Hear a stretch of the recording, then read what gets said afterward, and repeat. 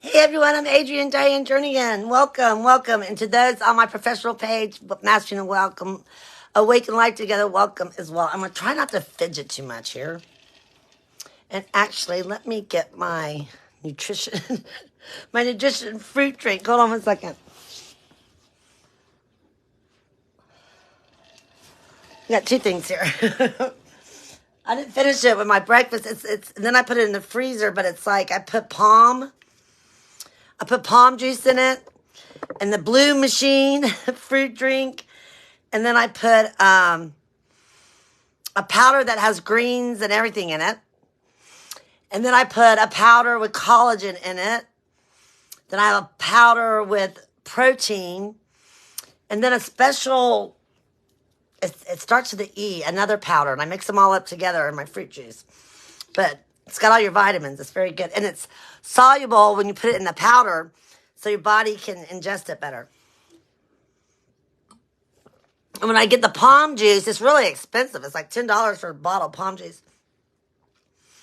I just put it to about here. And then I put the blue, magic blue, whatever. It's all mixed up fruits to about there. And then I just add cold water. Shake it up. And it tastes good. It doesn't taste bad. Anyways, the beginning of this is going to be a public record. We are going to be reading from the Book of Virtues. It's a big book. It's a big one. And I'm also going to read a little bit out of Eckhart Tolle's Oneness with All Life. My last live event, and this, hopefully this is going to last. I'm going to talk about my trust and make it public record.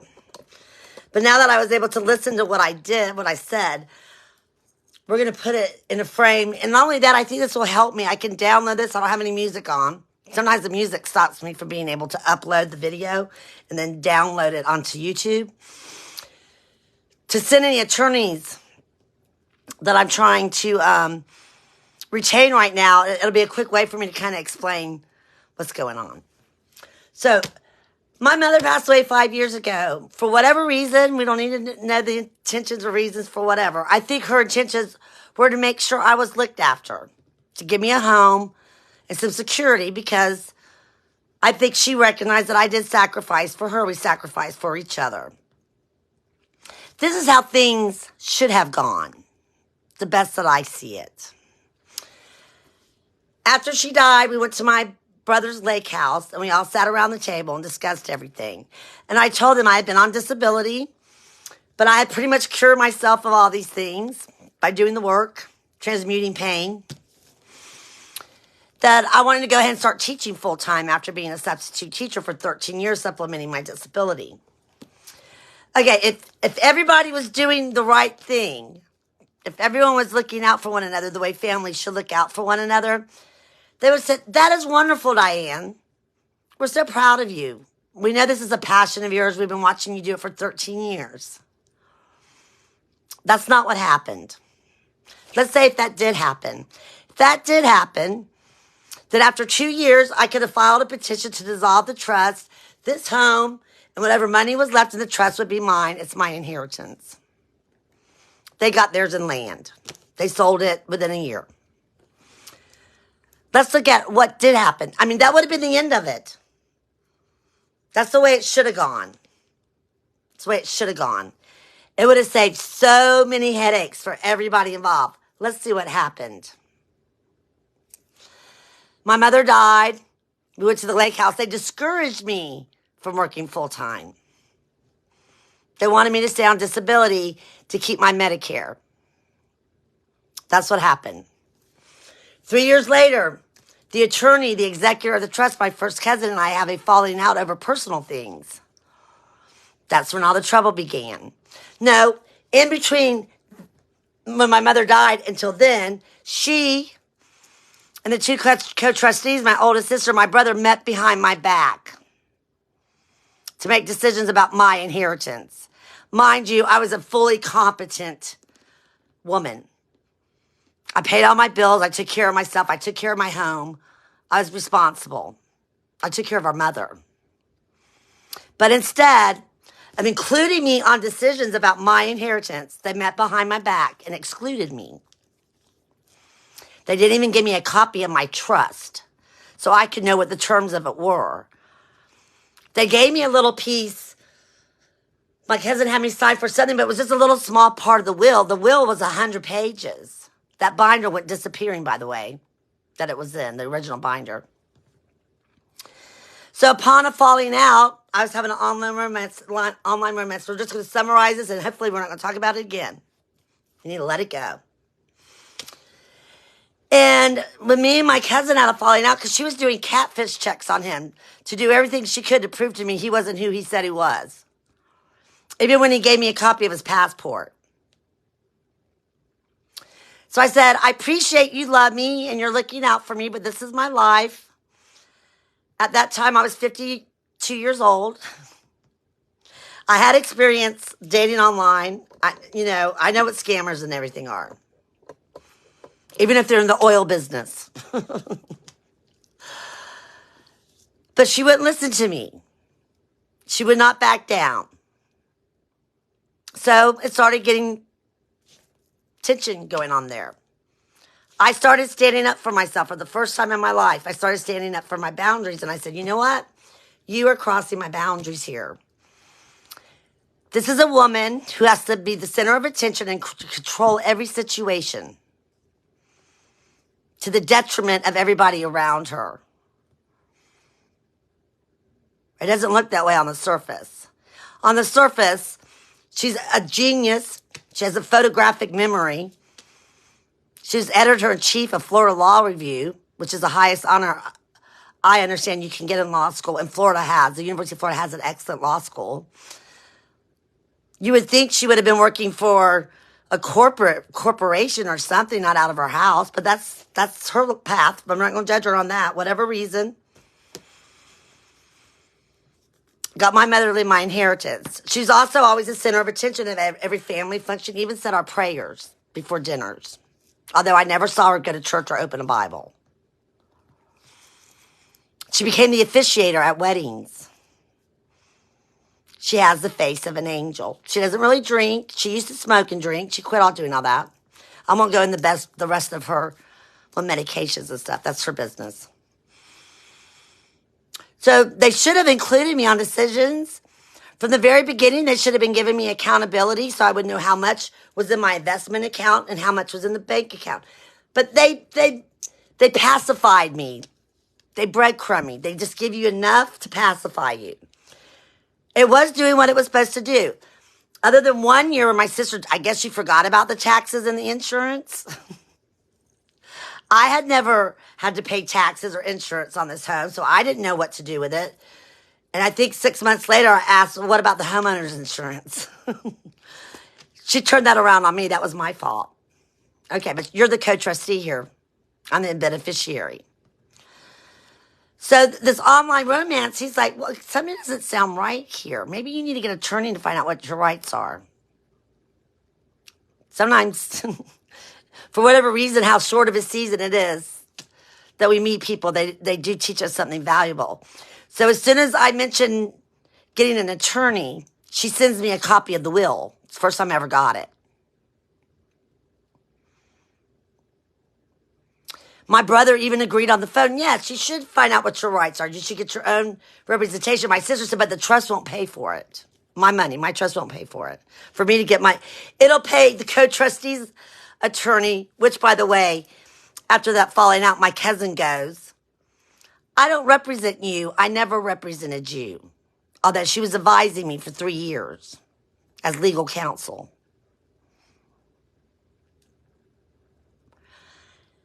So my brother's telling me one thing on the phone, yes, but then he picks her up on his way over to my house. And before he leaves, but you don't really need any legal representation. We'll talk about dissolving the trust. Because I found out by reading my special needs trust of Adrienne Diane Jernigan, the very thing I needed to do was work full-time for 2 years. Remember 3 years before that when they told me that's what that they didn't want me to do? The right thing would have been to encourage me as their sister, who's always loved them unconditionally, and to lift me up. But no, they did the opposite. They try to dim my light, like gaslighting. They try to dim my light. That's what gaslighting is. keep me small. They didn't want me to have self-esteem and self-worth, because people with self-esteem and self-worth stand up for themselves. They're hard to manipulate and control. If they love themselves, they know their worth, they know how to stand up for themselves and their rights. That's not what they wanted. Of course, that's hearsay. I can't say what's in their mind, what's in their hearts. I can only go by the sequence of events and actions. I'm not going to bring in to where I was physically attacked and all the events. I'm going to stick right to the trust. Right to the trust. Not all the other hell I was going through outside of the trust with my family. My cousin isolating me, coming between me, slowly pushing everybody out of my life. Because, see, she had the mask of an angel.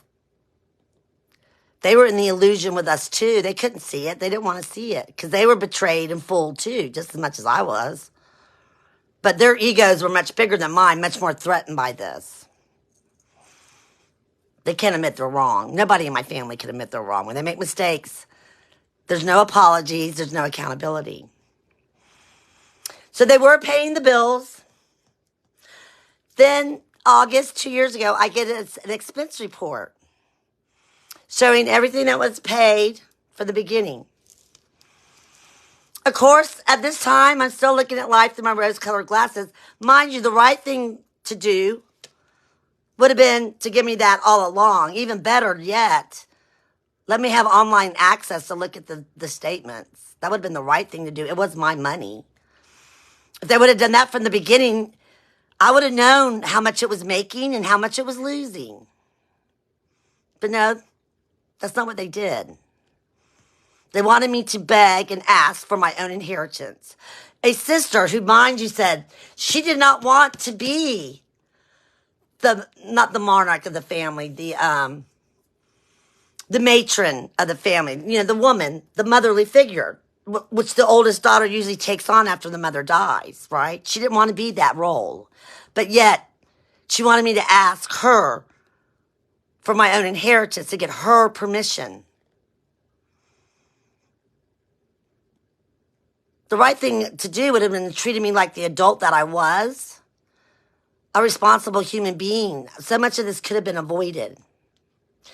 Then, when things did get tenseful after a cousin physically attacked me, and the next day my sisters turned it around on me, my sister sends me an email saying, it's too stressful, and I understand that. She has diabetes. She's a cancer survivor. She has all sorts of ailments. She spends a lot of time at the doctor. She's had heart attacks. That she was going to remove herself as co-trustee. I have the email. And that she was going to ask the other co-trustee, my brother, to dissolve the trust. They're going to start procedures to dissolve the trust.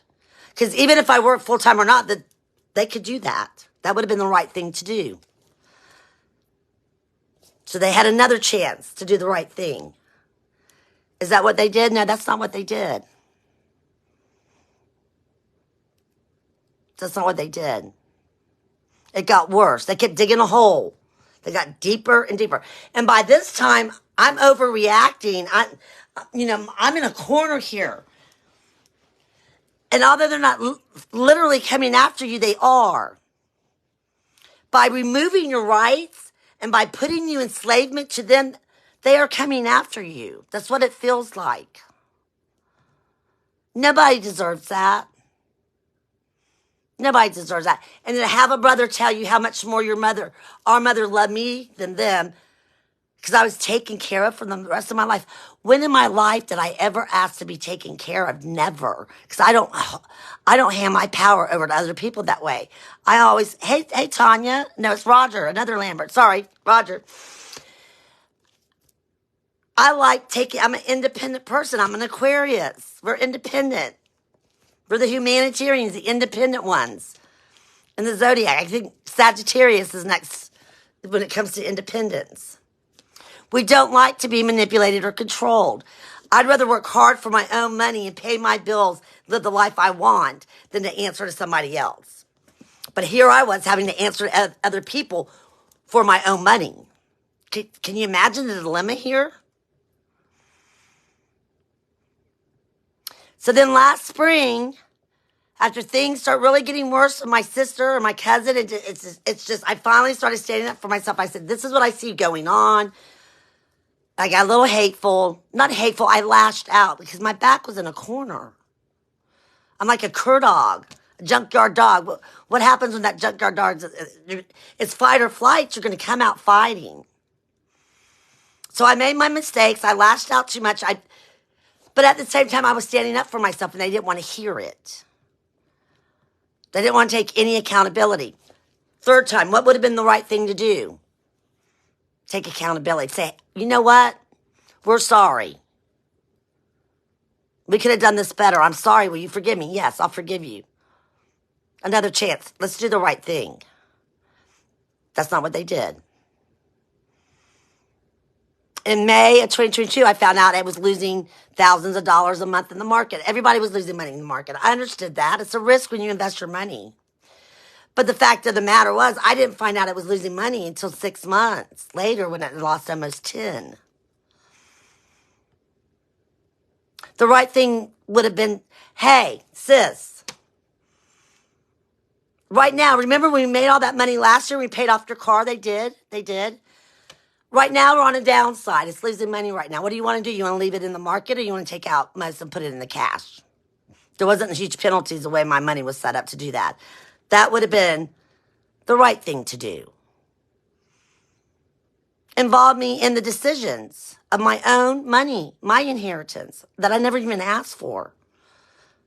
I was never worried about my inheritance. If I was, I would have read it in the binder that sat in the office that I cleaned. But I don't nose into other people's private business. I didn't sit there and ask, hey, Mama, when you die, what am I going to get? I knew there was a trust. I did know there was a trust. I knew my money was separate. That's all I knew. So how many situations have we had a chance to do the right thing? So I told my brother, I said, I love teaching, but my purpose is to be a life coach. I really want to take a chance here. And I was still working, in this summer, coming up, last summer. I really wanted to start looking into becoming a life coach, use my degree in psychology and try to help other people while also teaching.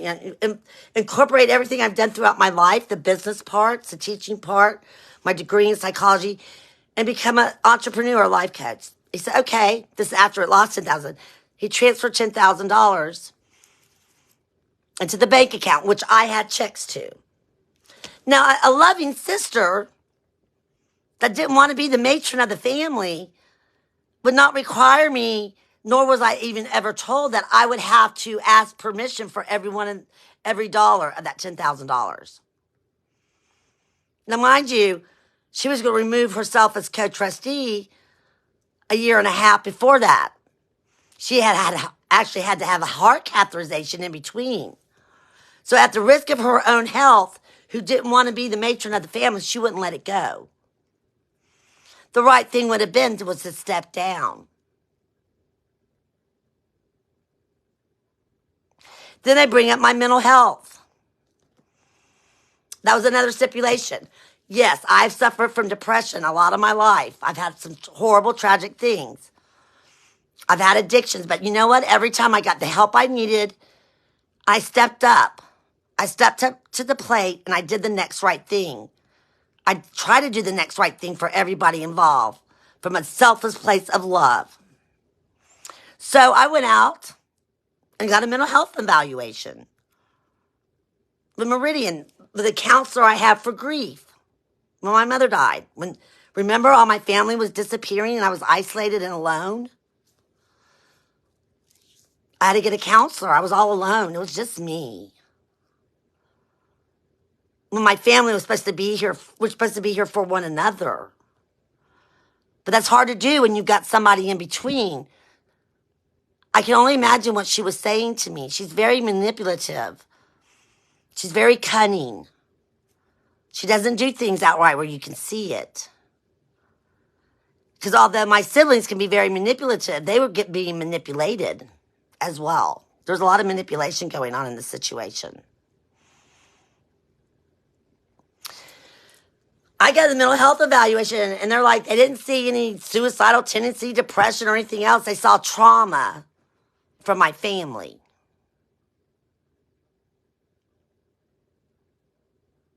I stopped taking all psychotropic medications way before that because at some level I knew antidepressants and mood stabilizers, they come between you and yourself, and it's hard to heal the underlying causes when you're in a fog or you're numb.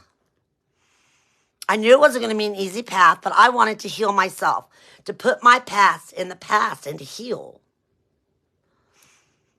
Not once did she wasn't a doctor, she was a nurse practitioner, but she's the one that managed prescribed the medication.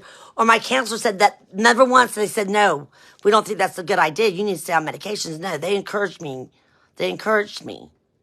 And yes, it did get rocky at times, but I never lost hope. And even in the worst of it, when I could barely get out of bed, I got out of bed. I walked. I cooked my meals. I paid my bills. I functioned. I even worked as a normal person would. But because I went off my medication, what would have been the right thing to do? Here's another chance to do the right thing. Wow, Diane, we know how much you've been working on this, that it hasn't been easy, all the depression. We're so glad that you're overcoming this. What happened? I didn't even get a response. Not even a response. Zero. This is called the silent treatment. This is called stonewalling.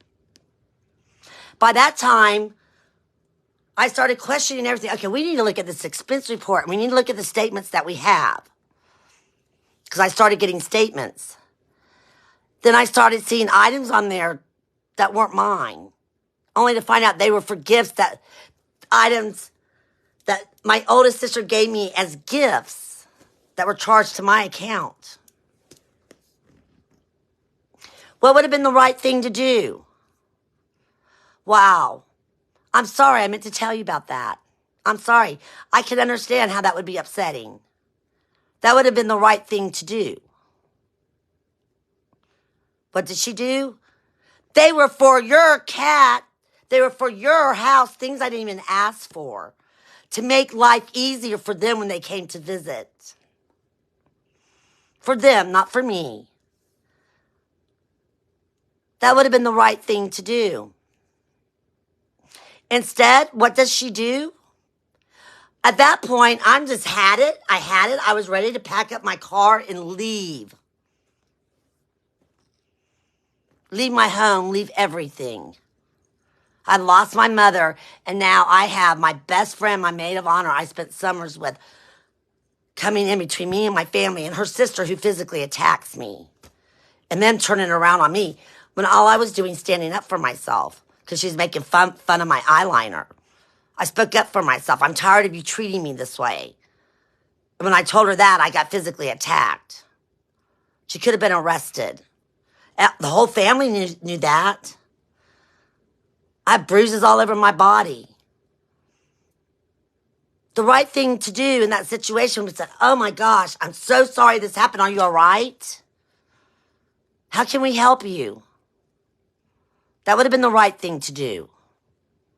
Not turn it around on me and make it all about them. And that's what they did. The next day, my one sister disowned me because I told her I refused, that every time I stood up for myself, she'd take me back to the night my fiance killed himself when I was 18 years old. In that conversation, she goes, for this moment, I only have one more sister. My brother coming to my home when he didn't have any time to come to my home before, even when his mother was alive, other than to sell the farm or holidays.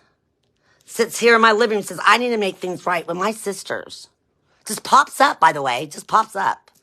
No notice, just popped up. The right thing to do would have been my brother to go to my sisters and tell them they need to make things right. What they did was wrong. But he put it all on me. And I said, no, I'm going to I did the right thing. I said, I'm taking a step back. I'm taking a step way back from the situation. But then I discovered he lost the $10,000, almost 10. It wasn't quite 10. I wanted to leave. I was ready to pack up my vehicle. I did a live event. I even put my house on Facebook to lease it. What was the next communication I got? From my cousin telling me that I could not leave my home. I could not lease it. If I leased it, the money that I got from the lease had to go back into the trust. See, I was going to take that money to get an apartment when I got up to New York. I was ready to, to take the test to get certified to teach. I wanted to move to Poughkeepsie. At one point, I was ready to, if it wasn't for my cats, I was ready to live out of my vehicle to get away from them. It's because this has gotten beyond toxic. It became abusive. Mentally, emotionally, psychologically, and with one cousin, physically. I have proof of all of this. So she says, and if I leave my home, if I leave it, that's abandoning it, and my siblings get it. Not only were they isolating me out in the cold, they were making me become a slave of my own home while they kept me on disability.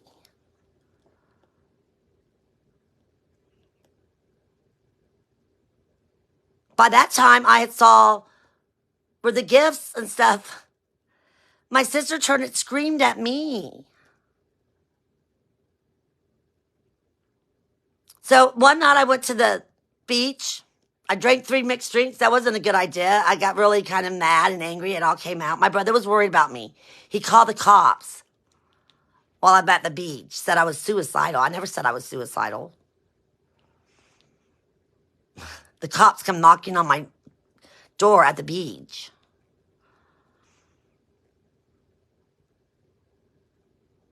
I get home from the beach. I'm packing up my vehicle just to get the hell out of here. Of course, the cops saw I wasn't suicidal. I wasn't even drunk.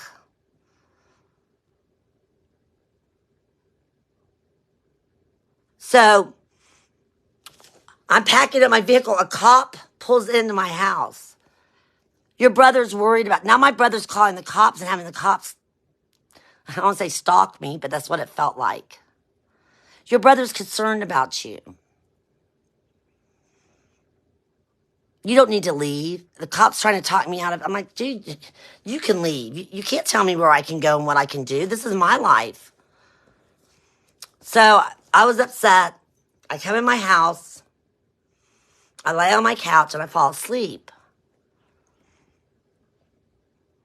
I wake up. I don't know. It was like 9, 10 o'clock at night.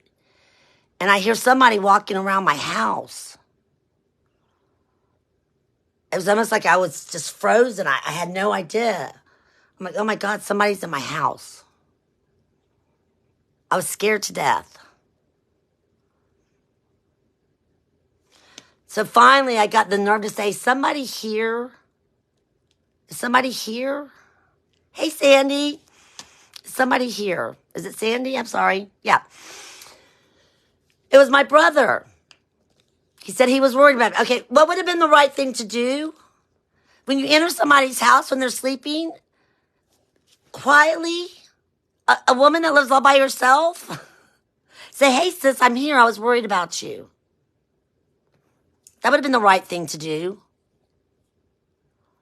But mind you, I've already forgiven them. I've forgiven them all my life for things like this without an apology or any accountability.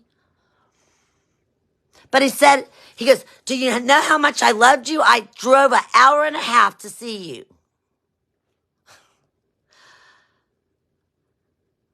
But you've had 20 years where you couldn't find 1.5 hours to see me. The right thing to say, I loved you. I'm here for you. Instead of trying to turn it around on me and make me feel guilty that he had to drive to come see me. That's how I took it anyways. Maybe I was being a little overly sensitive. But this is after he called the cops on me twice. I love my brother. He's a piece of me, a part of me. I know we're soulmates. Telepathic. I mean, we're very connected. I won't go into the story, but to the point we're telepathic. We're both ambidextrous. He's got the red beard. I got the red hair, the auburn hair. We were very athletic. He was a quarterback. I was a cheerleader. We were the babies. I love my brother. I lost my brother to another woman. I lost him a long time before that. To the material world. And somebody else who was manipulating his world. I don't know. Maybe that's his own karma there. I don't know. I don't need to figure out his life. I got my life to figure out here. But I told him, I said, do you not see? And I said, I hate to say this about my maid of honor, my best friend, closer to me than a sister. But don't you see, nobody knows her better than me? That this is premeditated. This is intentional. I don't know if she's out to destroy me or if she wanted the trust to bind me to her. But at the very least, she was controlling, manipulating, pulling all the strings like a puppet master. I could see that. How could nobody... And I would be the last person who wanted to see it because I never wanted to see it my entire life. I kept overlooking it. He goes, oh, no, our mother wrote that will. A 77-year-old mother wrote a 100-page will? Or did she have her niece, her oldest niece, her daughter's best friend, 11 months younger than her, like she did to all her aunts and uncles? Was she a little... And my mother wanted to see in the best of the situation as well. Could it be that she was manipulated? But look, regardless of any of that, how many times have we had a chance to do the right thing? I'm sorry I scared you. Can we sit down and talk? That would have been the right thing. But instead, his face turned around and he started screaming at me. And he brought up something when we were 8. He was like 8. I was 8. One of us was 8. I remember him talking about something. Remember when we were kids and I remember one of us, I'm like, no. You cannot deflect. That's what they do. When they don't want to face the truth, they take you back to when you were a child. Or when you try to kill yourself. Or when your fiance killed himself. I tell him to get the fuck out of my house. I was upset. Oh, well, the cops will be here. I've already called them. He called them again. I hadn't done anything. I didn't say I was suicidal, anything like that. My own brother. I think at some level, maybe he was concerned. That's fine if he was. But they already said she's fine. Why call them time and time again?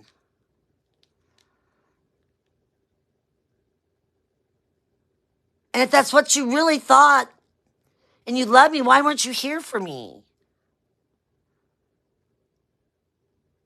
If you're that concerned about me, brother, why weren't you here for me? And instead, you give me a story about that nothing is more strong or valuable than family, that there are no crimes in family. No, you are wrong. I love you, Jay. You are wrong. Y'all have committed many crimes against me. That is not family. Just because we share the same blood does not make us family. So then I go to the mountains to get away, to connect to spirit. Keep my sanity. I mean, overall, my 2 vacations, I spent under $1,000. Drove myself. 8 hours. So while I'm gone, my sister decides to come into my home against my will. She said, my brother-in-law left some shoes here. The right thing to do would have been text me, is it all right if we go get Bob's shoes? That would have been the right thing to do. Is that what she did? No, she did not.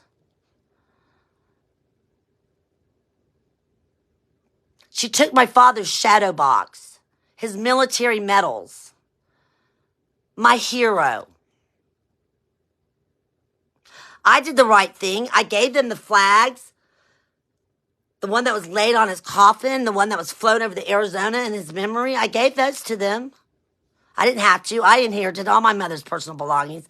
That includes my father's. She was upset because I took some pictures and I shattered them.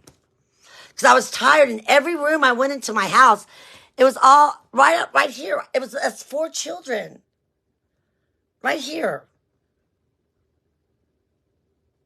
There are pictures all over my house of my nieces and my nephews because I love them. I love them. I think my brother didn't have any pictures of me in his house. I can tell you that. All their pictures are of their daughter everywhere.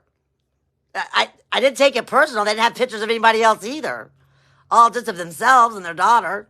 They worshipped and idoled her, which they should have. I don't know. They should have. I love my youngest niece. I love her to death. She's a brilliant, beautiful, beautiful soul. To me, my life was shattered all around me. It was a representation. Look, this is what this has come to. It's shattered.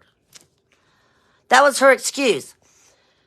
That she was afraid I was going to destroy our parents' things, so she took my father's shadow box, which made no sense.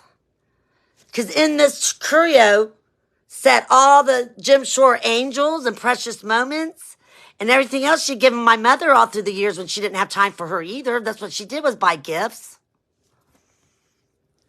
If you were so worried about our parents' things, why did you leave the breakables?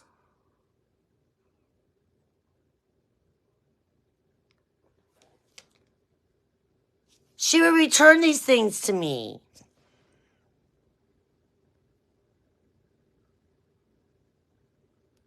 Yes, I should not have been as trusting. Absolutely, you're right. I should not have been as trusting, but they were my family.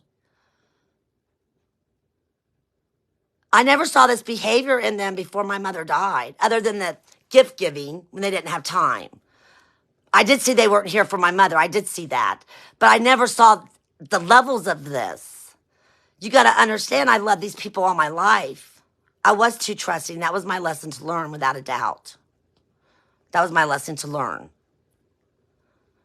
My point is, they've had so many opportunities to do the right thing. My brother ran. I have not even heard from him since then.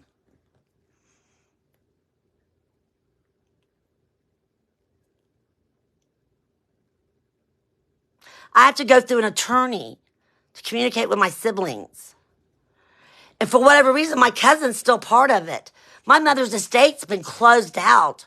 Why in the world is she still part of it? She won't even disclose her fees and the money out of my account that went to her. She won't even disclose to me for what it was. Well, I don't even get a statement. I don't get billable hours. I don't get nothing. Then they bring in another attorney. That's a whole nother set of lies. The right thing to do when they brought him in, telling me he was replacing my sister, was to have him contact me. That would have been the right thing to do. When I found errors on the expense report, say, we're sorry, that's an error, let's fix it. Instead, they started asking me for all these receipts from years past that at this point I understand they didn't even need. They don't need any receipts.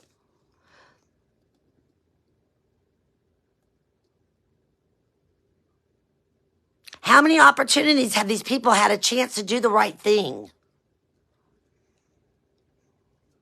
Since then, I've learned that my cousin has profited greatly off my mother's death. Not only has she come in the middle of all of this and destroyed, no, she didn't destroy my world. No, she did not. That was her intent, I believe. She made me stronger. She made me go through a dark night of the soul, all of them, where I had to start questioning who I trust, who's all around me, what are my beliefs, what do I need to learn, what do I need to do in this situation to better me, to stand up for myself. And that's exactly what I did when I was in the depths of hell. Nobody can imagine what it's like. I wasn't grieving one person. I was grieving a family because they came between everybody. No nieces and nephews anymore. No great nieces and nephews anymore. no aunts and uncles. But can we lose what we didn't have? Is my question. Can you lose what you didn't have? Yeah, we got together on holidays and we all wore masks and acted like we were all happy. But we really weren't a part of each other's lives. We didn't reach out to each other and help each other in genuine ways. Now, I did have an aunt and uncle that did a couple times. Let's give credit where credit is due. And my brother-in-law did come and help me paint one weekend. I give them credit. But then all along they were saying, well, we just remodeled our home. We have all this leftover tile and stuff. Now we're going to come do yours, is what I was told. Did they ever do that? No. Did they ever come do the walk around my house? No. And since then, I've got a bathroom that's falling apart. I've got a leaking faucet. I've got a floor that's pilling up in my kitchen. I've got gutters that are clogged, that have ultimately ruined the windows because the water seeps down to around the windows, which broke all the seals, and the screens rotted. But the money was disappearing. I don't know how $150,000, $60,000 went to 30 and 4 years. Well, I learned where a big chunk of it went to my cousin.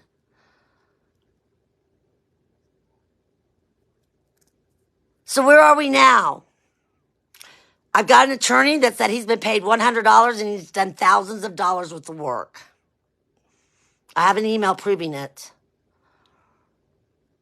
I went and got an estimate for the gutters and I send that to them. And I'm not coming off as the most diplomatic person. At this time, I've had it with these people. I just want an attorney to get my trust. I don't care if it's gone in a year. By that time, if I have to go back to teaching, I will. I want it out of their hands. At this point, that's all I want. So when they see I put my car up on the market to sell it, I'm willing to sell my only asset that's left. If I would have stood up for myself and not trusted them, I would have been a full-time teacher making $60,000 a year. I would not be in the financial position I am, living off of just a little over $1,000, and after I pay my bills, there's barely enough for food. And most of that money goes to my cats to feed them. Is this what my mother wanted me to?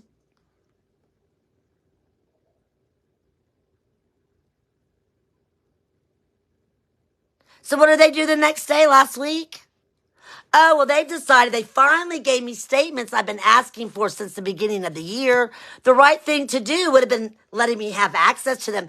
Better yet, giving them to me when I requested them. I wouldn't even we're not going to give them to you. They just ignored me. That's what they do. They just ignore you. Like you don't even exist. Like you don't even matter. Until something comes up that reflects badly on them. As if that's not enough.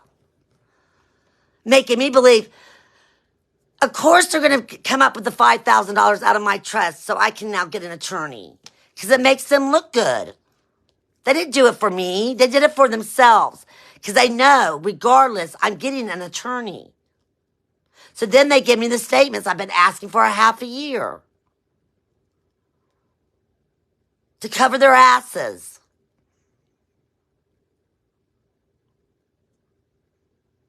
This is a story about doing the right thing. Doing the right thing. When you love another human being, you want to see them prosper. You want to see them grow. You're happy. Like, I'll never forget when I saw how many followers I was getting on Facebook. I didn't really care. Did I get, well, that's wonderful, Diane? No. When I got Substitute of the Month, did I get that great accomplishment? No. When I was up for Substitute of the Year for 3 counties, entire district, did I get, that's a great, we're proud of you? No.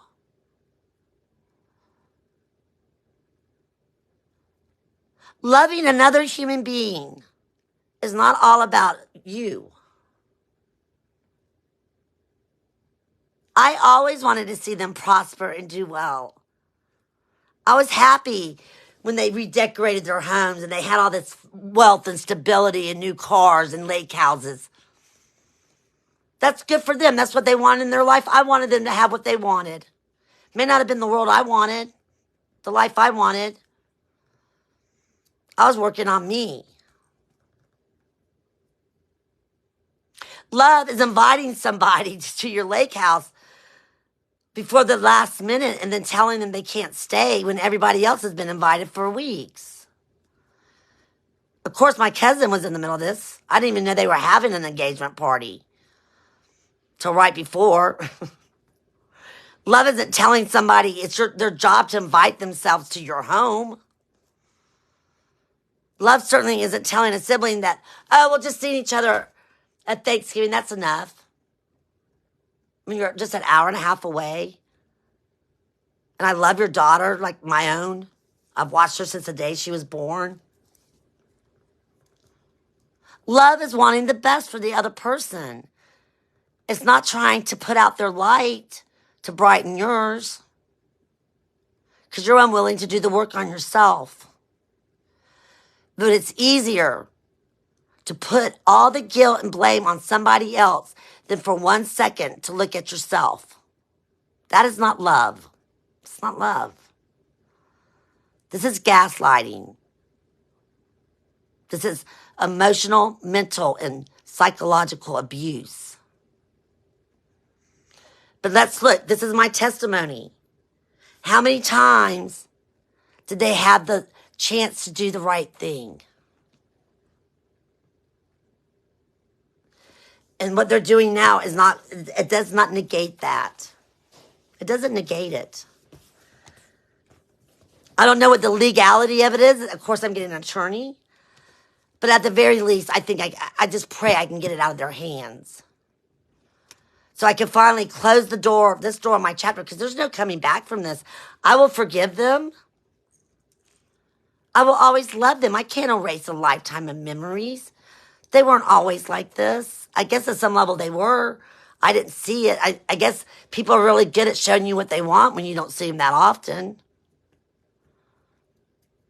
We don't know what goes on in their lives. We don't know what goes on in their homes. I don't need to know. I don't need to compete with other people. I'm trying to be the best version of myself, not better than somebody else.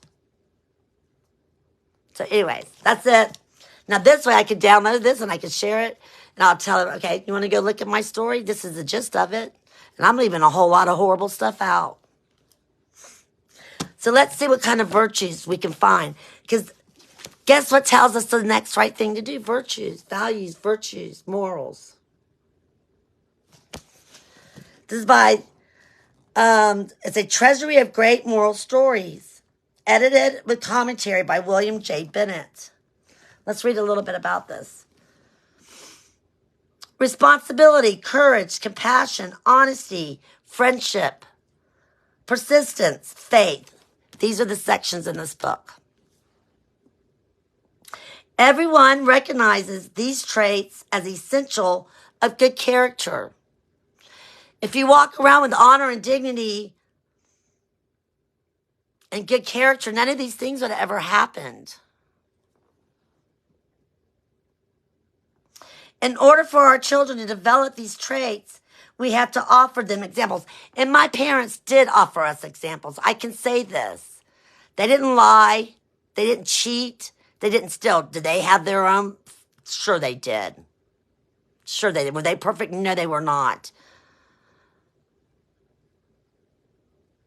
But they weren't all about what we owned, what we looked like, what title we had. There are virtues, character traits that go way beyond those things. Those things are just attachments and they're temporary. They are not who we are. Examples of good and bad, right and wrong. And the best places to find them are in great works of literature and exemplary stories from history.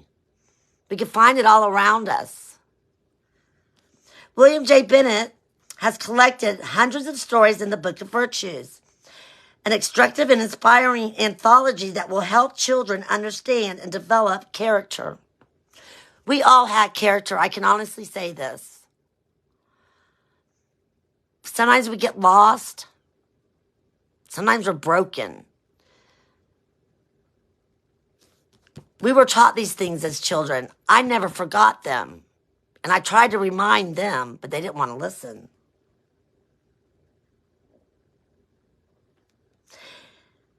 Okay, we'll just inspire. From the Bible to American history. From Greek mythology to English poetry. A reliable moral reference point that will help anchor our children and ourselves in our culture, our history, and our traditions. The sources of the ideals by which we wish to live our lives. You know how long I've had this book? I've been reading from this book for decades. As well as the Bible.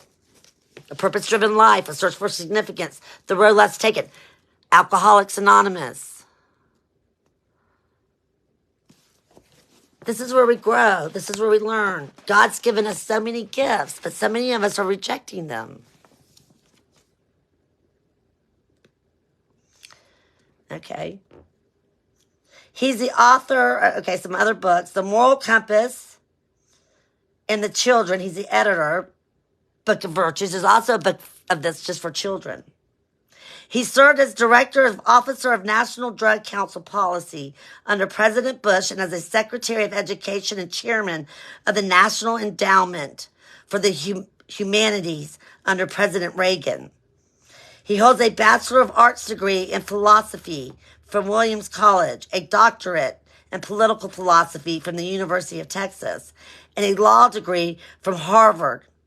Not all lawyers are bad. Not all politicians are bad. When we say all, every, those are big words. You know, I think President Reagan was a hell of a Reagan. He was all about values. I'm not going to go into politics. I can see a little bit of good in most presidents, to be honest. Maybe not. Okay, we're not going to go into politics. But I used to not think, at one point, there was a while, I said, oh my gosh, all Republicans are crooked. Because, I don't know, the people that are in the Republican Party today are not the people that were there when Reagan was there. I can tell you that much. They weren't no William J. Bennett's. I don't know what's happened to either party. To either. It's not just one, it's both. But anyways, let's see what we're going to learn today. Oh, wow, here's some little short ones. I think I am going to get my magnifying glass, my eyes. I have Fuchs cornea dystrophy. I haven't even been able to go get my corneas transplanted. It's kind of hard to do that when you're fighting just to survive.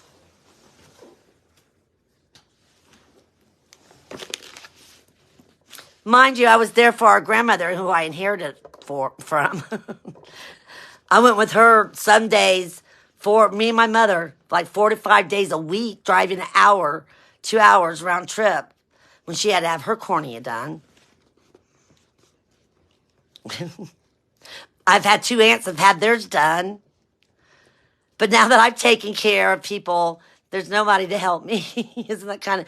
But it's taught me how to stand up on myself. I'm not whining, but I'm just saying, when there are people that only care about them, there are reasons that some of us are caregivers and some of us are not. That's all I'm going to say about that.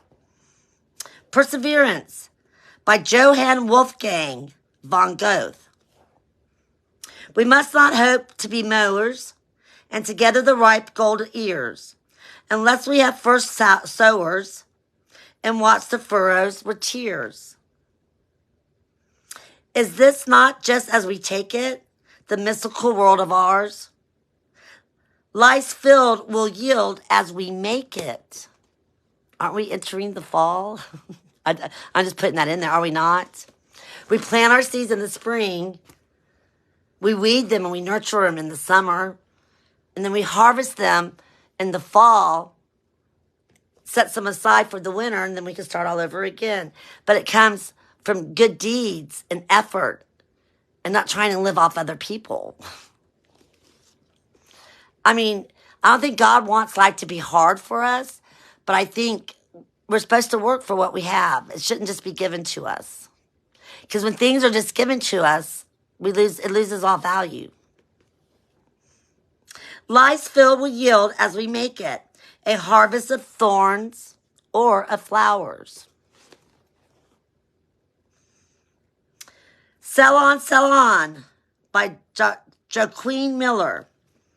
This is a Christopher Columbus whose imagination we admire, whose daring we celebrate, and whose determination should emulate. And this is in the chapter Perseverance. Behind him lay the gray Azores, which are mountains. Behind the gates of Hercules, before him not the ghost of shores, before him only shoreless seas. The good mate said, now must we pray, for lo, the very stars are gone. Speak, Admiral, what shall I say? Why say, sail on, sail on. My men grow mutinous day by day. My men grow ghastly, wan and weak. The stout mate thought of home. A spray of salt waves washed his swarthy cheek. I'm not good at reading poetry. I'm sorry, guys. If we sight not but seas at dawn, why you shall see at break of day, sail on, sail on, sail on. They sailed and they sailed as winds might blow, until at last the blanched mate said, why now not even God would know? Should I and all my men fall dead? For God from these dread seas is gone. Now speak, brave Admiral, and say, he said, sail on and on. They sailed, then they spoke, his mate. This mad sea shows his teeth tonight. He curls his lip, he lies in wait, with lifted teeth as if to bite. Brave Admiral, save but one word. What shall we do when hope is gone? The words leaped up as a leaping sword. Sail on, sail on, sail on. Then pale and worn he kept his deck, and through the darkness peered that night. I went to the dark night of the soul. Oh, the darkest night. And then a speck, a light, a light, a light. That is the light of God. When you are in the darkness, it is dark. You cannot see. You are blind. That's when the intuition, the third eye kicks in. Although you can't see,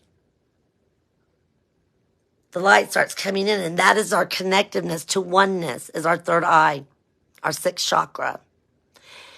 And then you start seeing that light. But you got to go through the darkness to see the light. Because would there be any light without darkness? Would there be darkness without light? Isn't everything relative to one thing to another? Would there be any heaven without hell? How would you know if you were in heaven if you didn't know hell? How would you know you were in hell if you didn't know heaven? But to get to the light, you often have to go through the darkness to even get a glimpse of it. Then pale and worn he kept his deck, and through the darkness peered that night. Oh, darkest night, and then a speck, a light, a light, a light, a light, a light. It grew, a starlit flag unfurled. It grew to be time's burst of dawn. He gained a world. He gave that world. In other words, he gained back what he gave to it, right? It's watchword on and on. Wow. Let's see if I can do one more. I'm not good at reading poems. Okay. This one has to do with friendship. Oh, Robin Hood met Little John. How Robin Hood met Little John. And I love, King Arthur in the Round Table. This would be back then with Robin Hood. Every once in a while, it takes a legendary outlaw. This is adapted from Henry Gilbert. To teach lessons about fairness, generosity, chivalry, and comradeship. Robin Hood and his band of merry men raised the forest of Sherwood in Nottinghamshire and Barnsdale in Yorkshire. During the days when King Richard the Lionhearted, he had a big heart, was far away fighting in the Crusades, and the cunning, greedy Prince John ruled in his absence. And the story, good sportsmanship, grace and victory, humor in defeat, makes good friendship.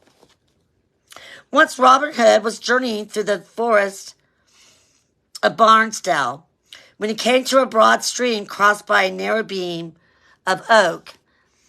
It was wide enough for only one man to cross at a time, and of course, had no railing. Robin walked some 2 or 3 feet along it, when on the other bank a tall man appeared, and jumping onto the bridge, also began to cross it. Where are your manners, fellow? Robin called. Couldn't you see I was already on the bridge before you placed your great big feet on it? Go back. You're a stranger in these parts, you chucklehead, said Robin. Your currish tongue betrays you, but I'll give you a good Barnsdale lesson. If you don't retreat and let me pass, saith which he took up his bow and drew up an arrow. The tall man, with a half-angry, half-humorous twinkle in his eyes, glanced at it. If this is your Barnsdale teaching, he rejoined, in that teaching of cowards, here you are with a bow in your hands, ready to shoot a man who has only his walking staff for a weapon. Robin paused. He was downright angry with the stranger, but there was something honest and good-natured about the giant which he liked. Have it your way, then, he said. Wait there. He turned and went back to the bank, where he cut a stout staff on his own and trimmed it to the weight and length he desired. Then he jumped back onto the bridge. Now, said Robin, we will play a little game together. Whoever is knocked from the bridge into the stream shall lose the battle. Ready? Go. With the first roll of Robin's staff, the huge stranger could see he had no novice to deal with. And he soon found that Robin's arm had strength equal to his own. For a long time, their staffs whirled like the arms of 2 windmills. And when they clashed, the crack of the wind had tossed to and fro between the trees and on either side of the stream. The stranger lunged, and his stick came down with a sharp rap on Robin's skull. First hit goes to you, said Robin. Second hit to you, said the giant with a good-natured laugh, rubbing a new bruise on his left forearm. Quick as lightning, the blows descended now, and very bones of both men rattled. Keeping their footing on the narrow bridge was almost impossible. Every step made forwards and backward had to be taken with great care, and the power of every blow they gave or received almost threw them over the side. Suddenly, Robin landed a blow on the big man's crown. But the next instant, with a furious stroke, the stranger struck Robin off his balance. With a mighty splash, the outlaw landed in the water. For a moment, the giant seemed surprised to find no enemy before him. Wiping the sweat from his eyes, he cried, "Hello, good laddie, where have you gone?" He bent down anxiously and peered into the water flowing rapidly beneath the bridge. "By St. Peter," he said, "I hope that bold man is not hurt." "Faith," came a voice from the bank a little further down. "Here I am, big fellow, as right as rain. You have the day, and I shall not need to cross the bridge." Robin pulled himself up the bank and, kneeling down, washed his face in the water. When he rose, he found the big stranger at his side, dashing water over his own head. "What?" cried Robin. Have you ever gone forward on your journey? You were in such a hurry to cross the bridge, and now you've come back." "What?" cried Robin. "Have you not gone forward on your journey?" Okay, sorry. Scorn me not, good fellow," said the big man. "I have nowhere to go, that I know of. I am but a serf who has run away from his manor. And tonight, instead of my warm hut, I shall have only a bush to sleep under. This reminds me, I was trying to escape my manor too, because I felt like a serf. But I would like to shake hands with you before I go, for you are true and a good fighter, as I've ever known. Robin's hand was on the others at once, and they gave a shake of mutual respect and liking. Stay a while, said Robin. Perhaps you would like supper before you go wandering.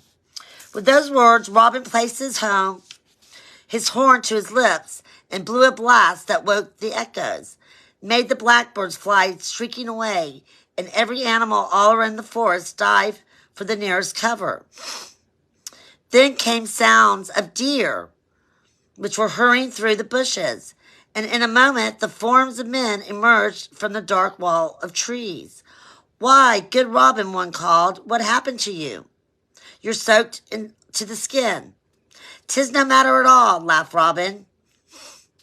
You see that tall lad there? We fought on the bridge with our staffs, and he tumbled me in.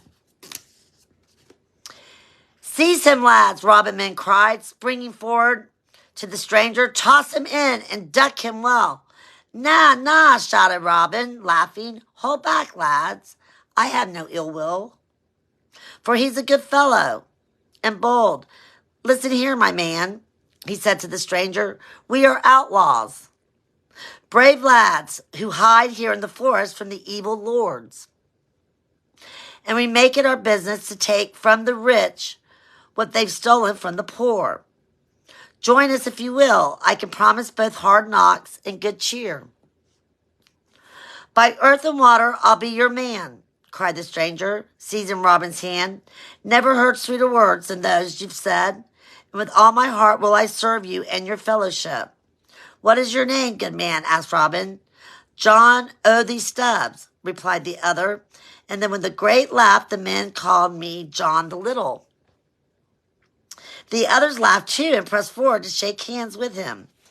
They all raced back to camp, where a great iron pot waited for them over a fire, from which rose most appetizing odors for men growing hungry in the greenwood air. Standing around John the Little, who overstomped them all, the outlaws held their mugs to a great wooden cask to be filled to the brim with brown ale. Now, lads, cried Robin, we will baptize our new comrade into our good free company of forest lads. He has until now been called John the Little, and what a sweet, pretty babe he is. But from now on he shall be called Little John. 3 cheers, lads, for Little John. How they made the twilight ring. The leaves overhead quivered with their shouts. Then they tossed off their mugs of ale and gathered around the cauldron. They dipped their bowls into the rich new and fell to feasting. Interesting. Trying to think. Okay, so what is the moral story here? It doesn't matter if you win or lose. I mean, they both won in the end, did they not? Did they not? By treating the other opponent with respect. And when you lose, you admit it. You lost. You got me. But then in the end, what Little John didn't know is that he had a whole army out there in the woods that could have saved him. But did Robin call on them? No, he didn't. Did he whine that he lost, or did he lie about it? No, he didn't. And in the end, they brought Little John into the band of merry men, right? I think that's what it's trying to say about friendship.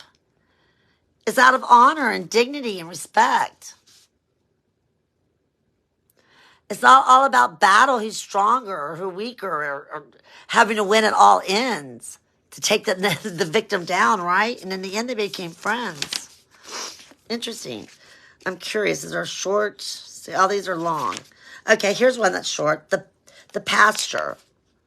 Ooh, by Robert Frost. I love Robert Frost. This should be good.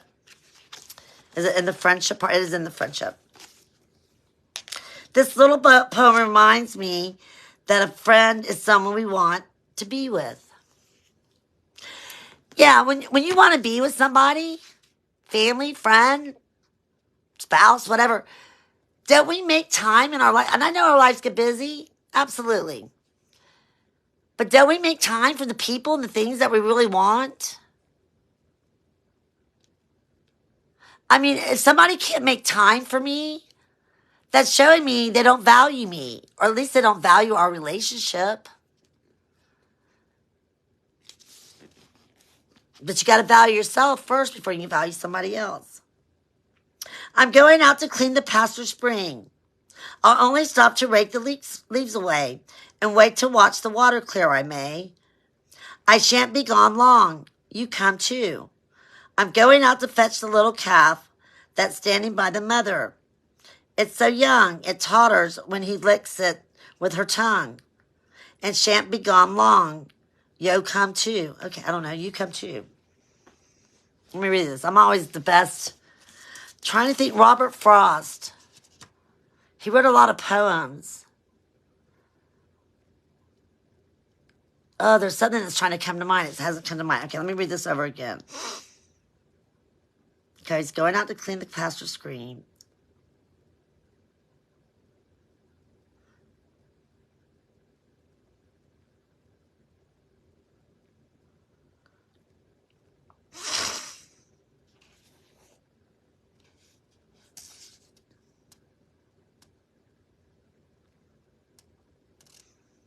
So this is about friendship that, yes, he's going his merry way. He's doing his chores. He's doing what he's due. But he's inviting other people to come along with him and enjoy with what he reaps. To share. Yeah, that's what I got out of that. I don't know. I like the stories better than I'm not the best at reading poetry. Oh, Captain, my Captain. Compassion. Oh, Captain, my Captain. Didn't Robin Williams read this in Good Will Hunting? Oh, Captain, my Captain? Or was...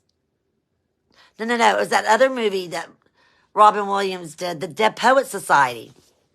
Dead Poet Society. Oh, Captain, my Captain. Here, Walt Whitman mourns for the fallen Abraham Lincoln. To the poet, this is funny. I had a friend out in West Florida who was a captain in the Air Force. His wife was Michelle, and I would always say, "Oh, Captain, my Captain." I would say that to him. Okay. Camaraderie he celebrated is so much of his verse. Abraham Lincoln was an amazing man. Y'all know he suffered from bipolar depression, Abraham Lincoln did? Oh, Captain, my Captain, our fearful trip is done. The ship has weathered every track, every rack, the prize we sought is won.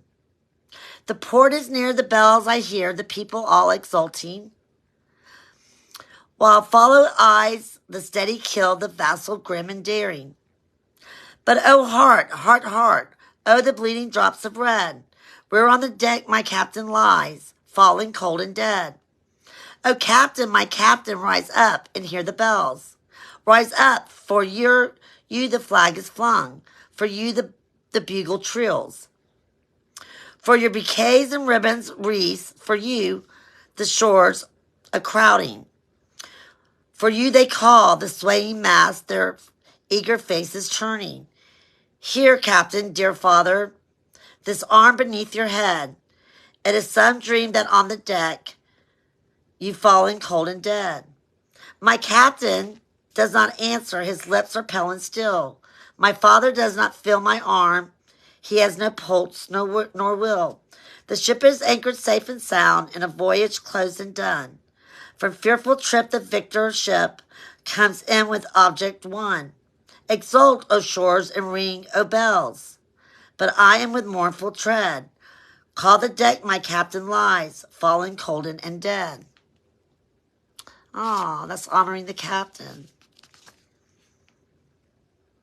Count the day lost.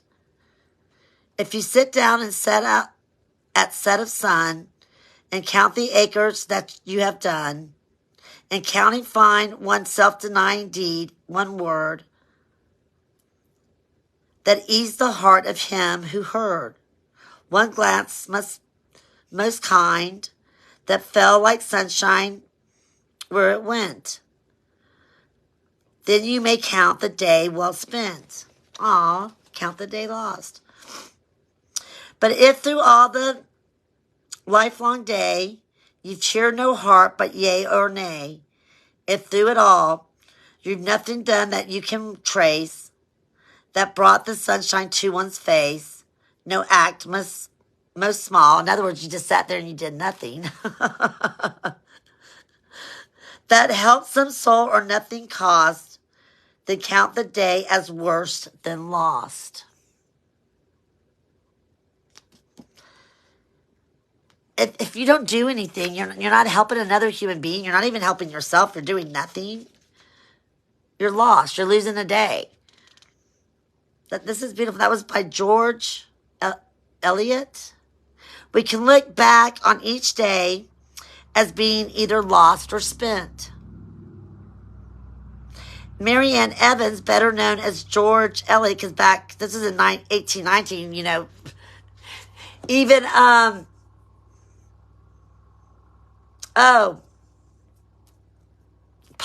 Potter. What is her name? Rawlings, J.K. Rawlings. You know why she went by J.K. Rawlings? She had to use a pseudonym because she knew if she used her female name, she wouldn't sell as many books. That's just kind of sad in itself, is it not? Okay, and what is it worth a day's expense? So in other words, live every second of your day and do it in a blissful way, but also by helping other people. By just sit alone and do nothing, to be lazy, you're just wasting time away trying to live off other people. I don't know. I'm trying to... What is that? My father was much better reading poetry than me. He was much better with the rhyme of it all. I guess if you practiced it, you would be. There was some kind of poem he memorized. I'm trying to think of the name of it. Oh, it'll come to me. Okay, I'm just going to read a couple things from Oneness with All Life. Your inner purpose is to awaken. It's on the back of it. It is as simple as that. You share that purpose with every other person or on the planet because it is the purpose of humanity. So I'm doing what I feel like. I feel like I got to share. And when you're passionate about it, you want to share it with everybody. Trust me. Your inner purpose and an essential part of the purpose of the whole, the universe, and its emerging intelligence. Your outer purpose can change over time. Your outer purpose would be the things that we do, the job that we have, the family. That's the outer purpose. The inner purpose is a soul purpose. It's kind of hard to read because it's dark. Finding and living in alignment with the inner purpose is the foundation for fulfilling your outer purpose. It is the basis of true success. And I've recently shared it. I love Ralph Waldo Emerson's poem on success. I'll have to share it again. I've shared it before. But it starts on the inside and then goes out. But so many of us are just focused on the outside. What we own, who we love, our titles. When it should be on the inside. Okay, let me close my eyes. See what we get. Oh, I have been right to the middle. Inner space. We read from inner space yesterday. The inner. When consciousness is no longer totally absorbed by thinking, some of it remains in its formless, unconditioned, original state. This is inner space. Did you ever see that movie? It was at the something journey, the Fantastic Journey or something. It was like, and then I think the second maybe was like Inner Space, something like that. Where they took the little ship into the human body. They're in the little ship and they're going through the blood vessels and I don't know.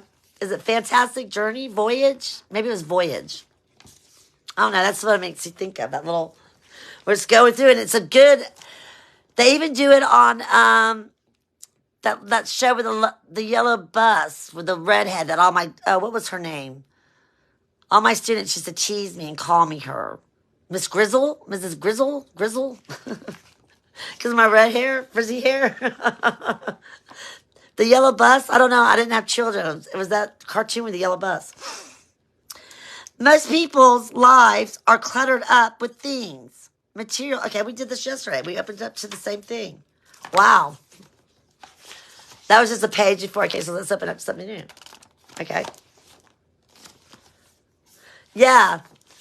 I didn't know right before we started reading yesterday that was the cover page we just opened up to. So, let me turn this light on. No wonder I don't have my overhead on. Whoa! And then there was light.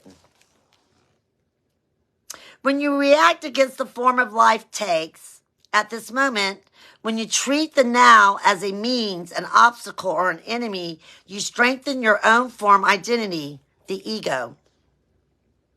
Hence the ego's reactivity. What is reactivity? Becoming addicted to reaction. Were we not saying this earlier? I'm always telling my students, or I even said it earlier, that they want to get a reaction out of you because of their oversized egos. Excuse me, y'all. I'm gonna turn my AC down real quick too. I'm like, it's hot in here.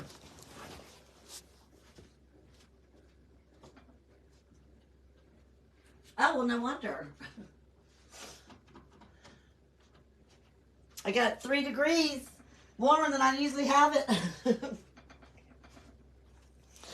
I'm very sensitive to temperature too. I can tell 1 degree change.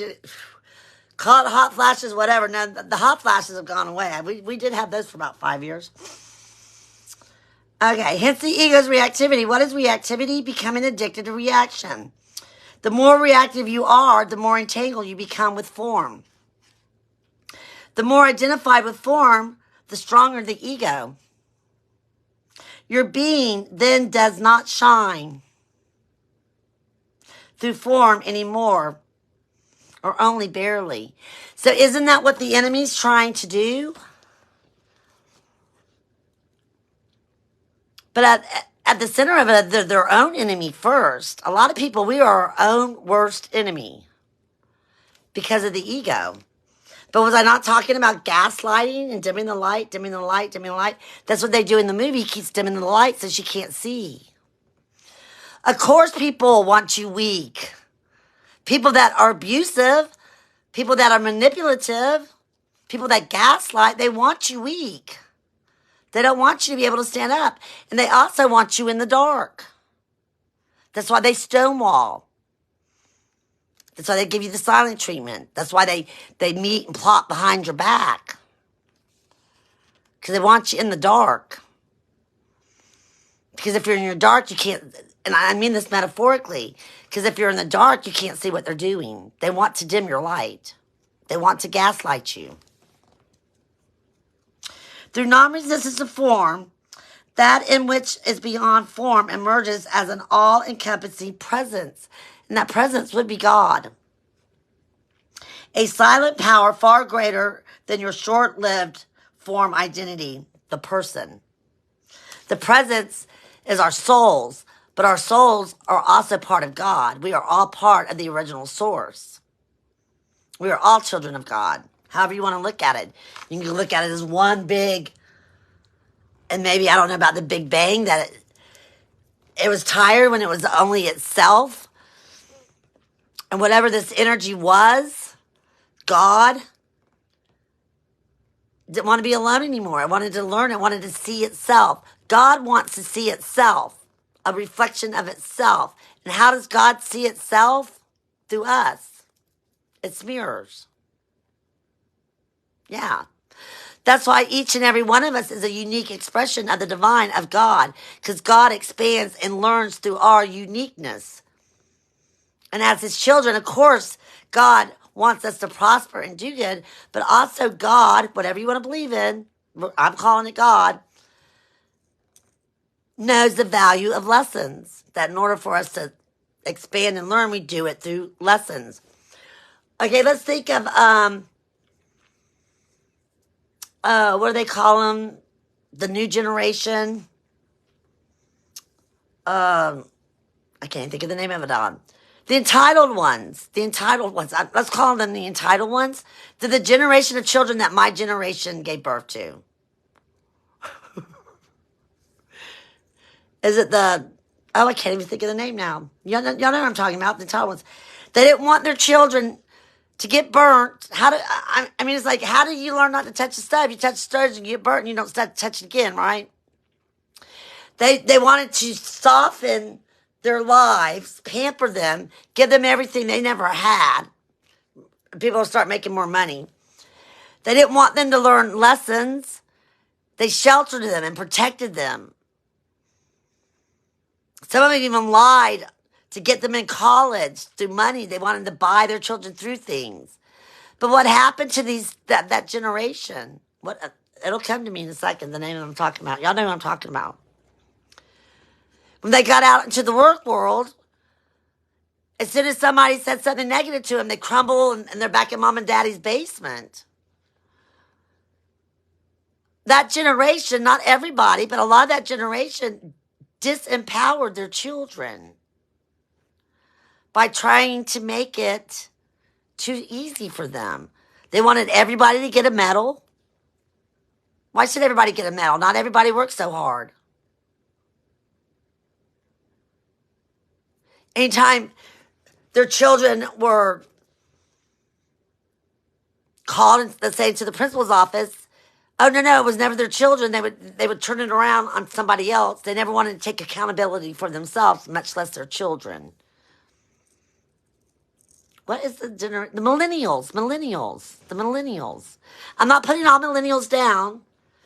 I'm just saying we learn valuable things through lessons, through working. If somebody's just giving it all to you, they're pacifying your life. You're not learning the lessons. So then when you get out in the real world, you're not prepared for it. So we can't hate the millennials that they feel they're entitled to everything, because that is the way their parents raised them. Let's be honest about this. I know I saw it. Not my parents' generation, my generation.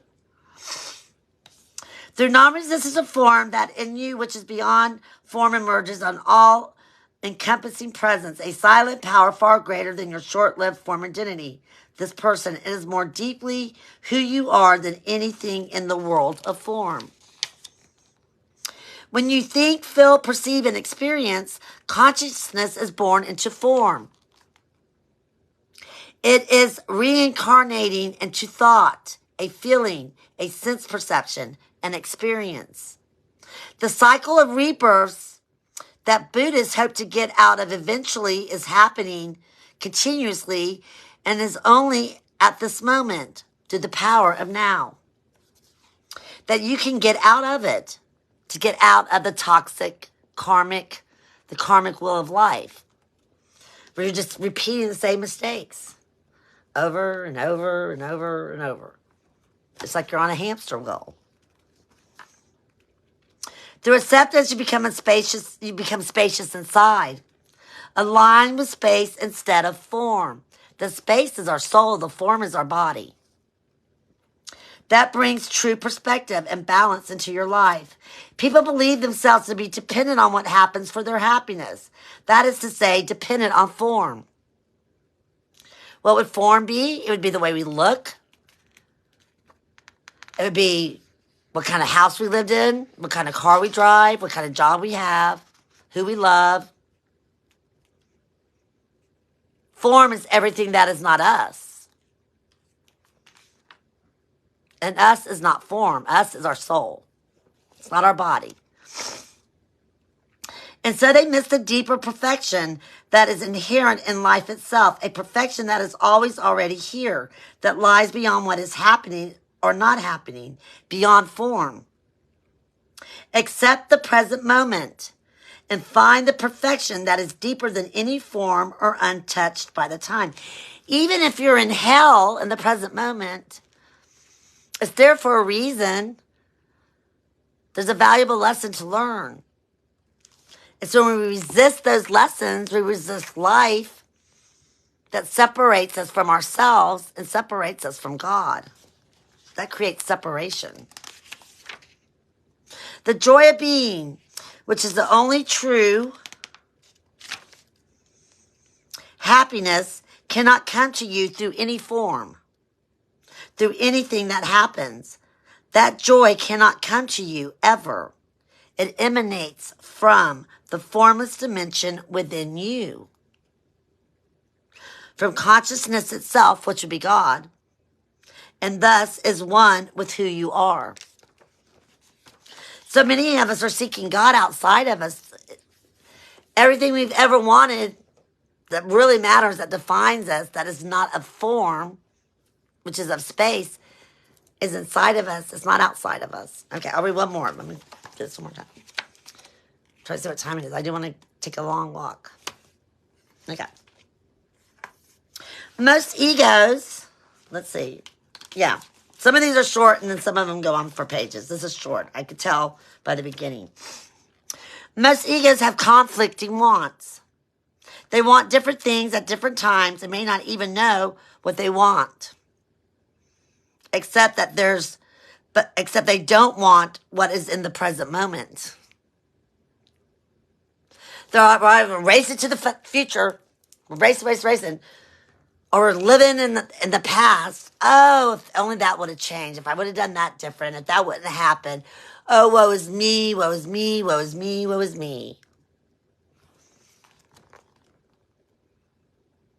To be in alignment with what it means to be in a relationship of inner non-resistance with what happens, it means not to label it mentally as good or bad. Not everything has to be good or bad. It just is. It just is. And even if it is bad, it's not bad because it's going to teach you a valuable lesson. But to let it be. Does this mean you can no longer take action or bring about change in your life? Au contraire. Au contraire, mon frere. When the base, I'm sorry. Is that off of Looney Tunes? Au contraire, mon frere? I think one of them says that on Looney Tunes. I learned a lot from Looney Tunes. When the basis for your action is inner alignment in the present moment, your actions become empowered by the intelligence of life itself. Whenever you become anxious or stressed, outer purpose has taken over. And you've lost sight of your inner purpose. You've forgotten that your state of consciousness is primary. All else is secondary. Why do anxiety, stress, or negativity arise? Because you turned away from the present moment. And why did you do that? You thought something else was more important. You forgot your main purpose. One small error, one misconception creates a world of suffering. And y'all want to know what hell really is? It's not a place of hellfire and brimstone that our souls just sit there and burn for eternity. Our God's not that cruel. Not only that, that'd be like burning itself because we are part of God. Why would God do that to us? Hell is living in suffering, and that suffering is of our own making. No matter how many fingers you want to point outside of yourself and say, it's their fault. Because guess what? We can't change them. A lot of times we cannot even change the situation. The only thing that we can change is ourselves and how we react or respond to the situation. That we have power over. People believe themselves to be dependent on what happens for their happiness. That is to say, dependent on form. They don't realize that what happens is the most unstable thing in the universe. It changes constantly. They look upon the present moment as either marred by something that has happened or shouldn't have. or a deficit because of something that has not happened but should have. It's all in the past or the future. It's not in the present. And so they miss a deeper perfection that is inherent in life itself, a perfection that is always already here, that lies beyond what is happening or not happening, beyond form. Accept the present moment and find the perfection that is deeper than any form and untouched by time. The most important, the primordial relationship in your life is your relationship with the now. Or rather, with whatever form the now takes. That is to say, what is or what happens. If your relationship with the now is dysfunctional, that dysfunction will be reflected in every relationship and every situation you encounter. The ego can be defined simply in this way: a dysfunctional relationship with the present moment. It is at the moment that you can decide, it is at this moment that you can decide what kind of relationship you want to have with the present moment. Do I want the present moment to be my friend or my enemy? The present moment is in separation from life. So many of us live in separation. And I love Dr. Wayne Dyer. Do we live in a loving world or do we live in a hateful world? That one decision can affect your entire life. If you live in fear of others, fear of yourself, and all you do is see hate all around you, that's a reflection of you, not what's around you, for one. But that is what you're going to get in your life, if that's the way you see life to be. Do I want to be in the present moment to be my friend or my enemy? Okay. Once you have decided you want the present moment to be your friend, is it a hostile?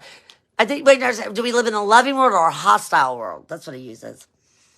It's up to you to make the first move. Become friendly towards it. Welcome it. No matter what it is, welcome it. So, I mean, it's not always what we want, but it's exactly what we need. No matter in what disguise it comes. And soon you will see the results. Life becomes friendly towards you. People become helpful. Circumstances cooperate. One decision changes your entire reality. But that one decision you have to make again and again and again until it becomes natural to live in such a way. And that's like it. And I've got my books here. So I think starting the beginning, I don't know, maybe next week. Who knows? I want to do this like on every Saturday morning. I started on Mastering Awakened Life, but I couldn't get my times right. I think it's best maybe just do it on a weekend morning. But I've got the book. It's The Power of Now by Eckhart Tolle. A Guide to Spiritual Enlightenment. One of the best books to come along in years. Every sentence rings with truth and power. And it has sold millions and millions and millions. This accompanies what I've been reading from. Accompanies his second book, A New Earth. Awakening to your life's purpose. But first you have to awaken. Then you awaken to your purpose. Thanks everybody for joining me on this beautiful Sunday afternoon. I'm going to go out and see if I can't find some more butterflies. I sure have enjoyed this. I've learned a lot. Thank you so much for being on this journey with me. Have a very blessed Sunday. Bye.